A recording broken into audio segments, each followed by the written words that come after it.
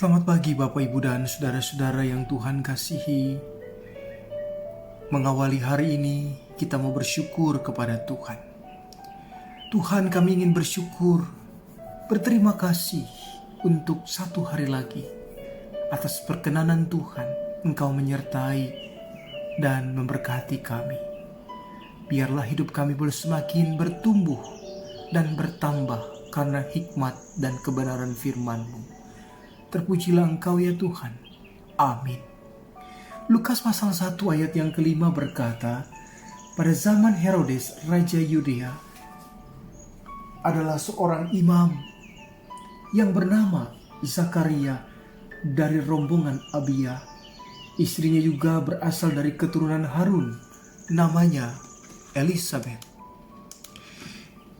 Kali ini Bapak Ibu kita akan bersama-sama belajar dari seorang tokoh yang bernama Zakaria. Yang pertama, Zakaria adalah seorang imam yang berasal dari keturunan Harun. Itu dicatat di dalam kesaksian Injil Lukas yang tadi saya bacakan. Ia adalah seorang imam, seorang pelayan Tuhan di bait Allah.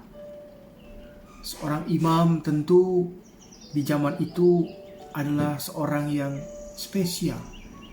Dia adalah orang yang berasal dari keturunan Harun. Yang kedua, tentu sebagai seorang imam, dia adalah seorang yang saleh di hadapan Tuhan. Bersama dengan istrinya Elisabeth, dikatakan dalam Injil Lukas 1 ayat yang ke-6, keduanya adalah benar di hadapan Allah dan hidup menurut segala perintah dan ketetapan Tuhan dengan tidak bercacat. Ia bersama dengan istrinya hidup benar di hadapan Tuhan. Yang ketiga, Zakaria belum mempunyai anak di masa tuanya. Itulah yang mereka harapkan sebagai seorang suami dan istri. Tetapi usia mereka sudah lanjut, sudah terlalu tua, sehingga secara manusiawi mereka tidak mungkin lagi mengandung atau mempunyai seorang anak pada masa tuanya. Tetapi ia bersama istrinya tetap hidup benar di hadapan Tuhan dan tetap melakukan firman-Nya. Ia hidup di dalam kesalehan. Fakta yang keempat, Zakaria mendapat pengabulan doa untuk seorang anak ketika sedang melayani di bait Allah. Ia menerima pengabulan doanya untuk seorang anak ketika ia melayani. Ketika ia bertugas untuk membakar ukupan, tiba-tiba seorang malaikat menampakkan diri kepadanya dan berkata bahwa doanya sudah dikabulkan Tuhan. Istrinya akan mengandung dan akan melahirkan seorang anak, dan hendaklah ia menamakan anak itu Yohanes. Rupanya Zakaria sudah lama berdoa bagi kelahiran seorang anak dalam rumah tangganya. Itulah sebabnya malaikat berkata doanya sudah dikabulkan. Tentu pada saat itu ia sedang berdoa bagi umat Israel, umat Allah. Sebab itulah tugas imam, mempersembahkan korban dan berdoa mewakili umat Allah.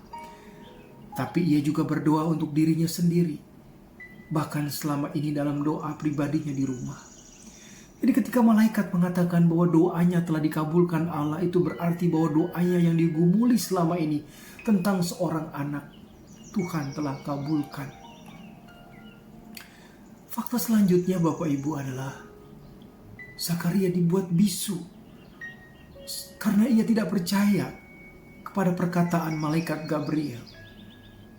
Itu dikatakan dalam Lukas 1 ayat 18 hingga 22. Boleh jadi Zakaria sangat terkejut ketika ia mendengar bahwa doanya telah dikabulkan, bahwa istrinya yang mandul puluhan tahun dan telah lanjut usia benar-benar akan hamil dan melahirkan seorang anak. Karena itu Gabriel menghukum Zakaria dengan kebisuan. Ia syok sekaligus bahagia. Jadi Zakaria merasa bahwa perkataan malaikat Gabriel itu seperti sesuatu yang mustahil baginya. Karena itulah ia bertanya kepada malaikat Gabriel bagaimana mungkin istrinya akan mengandung dan melahirkan sedangkan istrinya mandul dan sudah tua. Jika kita perhatikan, sebetulnya pertanyaan Zakaria ini biasa-biasa saja. Wajar, bukan? Banyak juga tokoh Alkitab yang bertanya seperti Zakaria, tetapi tidak dihukum. Seperti Sarai atau Abraham misalnya. Yang jelas, hal itu membuat Zakaria bisu dan tidak bisa berkata-kata. Ia hanya memberi tanda isyarat sejak ia keluar dari bait suci, yang membuat para imam lainnya menjadi heran dan bertanya-tanya.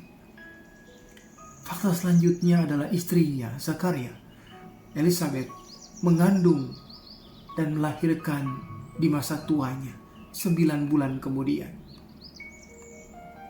Bagaikan mimpi, di masa tuanya Zakaria boleh mendapatkan atau memperoleh anugerah Tuhan lewat seorang anak. Ini adalah campur tangan berkat Tuhan. Tuhan mengasihi Zakaria dan istrinya. Tuhan mengabulkan kerinduan dan doa-doa mereka untuk memperoleh seorang anak. Bapak, Ibu, dan saudara-saudara, apa yang kita bisa pelajari ketika mereka tidak percaya, ketika mereka bertanya, mengapa Tuhan mengabulkan doa mereka? Seakan-akan seperti mimpi, tetapi itu menjadi kenyataan.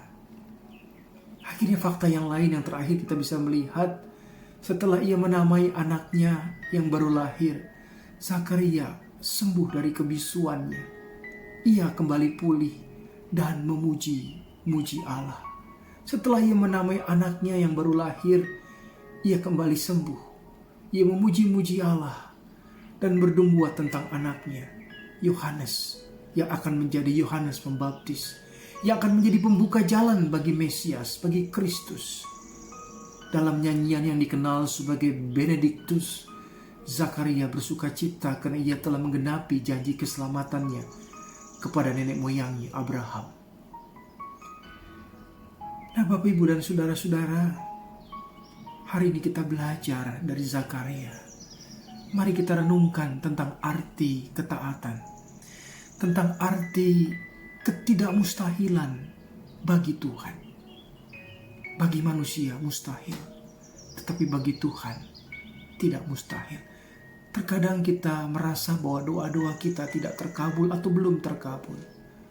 Tetapi percayalah, segala sesuatu indah pada waktunya, pada waktu Tuhan. Amin. Belajar dari Zakaria, Tuhan, kami belajar untuk merendahkan diri. Belajar untuk mencari perkenanan Tuhan di dalam penantian. Belajar untuk mengerti waktu Tuhan. Amin. Selamat beraktivitas Bapak, Ibu, dan saudara-saudara. Tuhan memberkati kita.